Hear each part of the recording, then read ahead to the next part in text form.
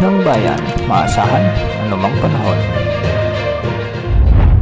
Magandang araw po sa ating lahat. Narito ang update sa lagay ng panahon ngayong araw ng Huwebes, July 11, 2024. Ngayong araw ay muling umiiral ang southwest monsoon o habagat at nakakapekto na ito sa western section ng Southern Luzon, Western Visayas at western parts ng Mindanao. Samantalang localized thunderstorms naman ang magdadala ng maulap na kalangitan sa natitirang bahagi ng ating bansa.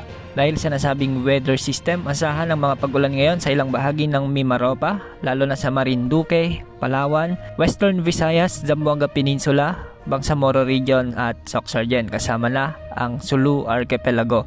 Ang mga lugar na ito ay posibleng makaranas ng minsay malalakas na ulan, pagbaha o pagguho ng lupa, lalo na kung may mga malalakas na pag-ulan.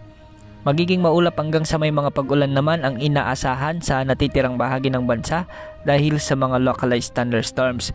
Ngayong Huwebes ay may mga inaasahang localized thunderstorms lalo na sa hapon at gabi sa ilang bahagi ng Ilocos Region, ilang bahagi ng Central Luzon, ilang parte ng Cordillera Administrative Region, natitirang bahagi ng Mimaropa, Calabarzon at Metro Manila. Posible rin ang mga pag-ulan sa Bicol Region, Eastern Visayas, Davao Region, Caraga at sa Northern Mindanao.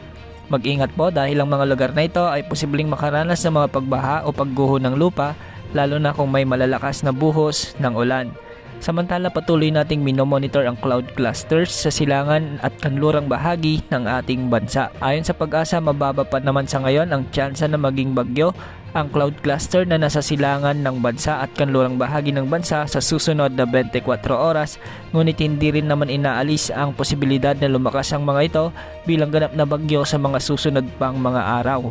Posibleng pumasok ngayong araw ang isang cloud cluster sa silangan ng Mindanao o sa ating loob ng Philippine Area of Responsibility at mabagal itong kikilos papalapit sa silangang bahagi ng Visayas at Mindanao sa mga susunod na araw. Sa ngayon ay patuloy natin itong babantayan sa mga darating na araw. Ayon naman sa latest wind outlook mula sa iba't ibang wind models, posible rin na may mabuong isang bagyo sa kanluran ng bansa o sa West Philippine Sea at posibleng ito ay lumakas.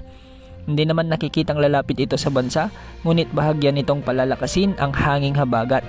Posibleng magtungo o maglandfall ito sa bahagi ng Vietnam at unti-unting kikilos patungo naman sa southern part ng China.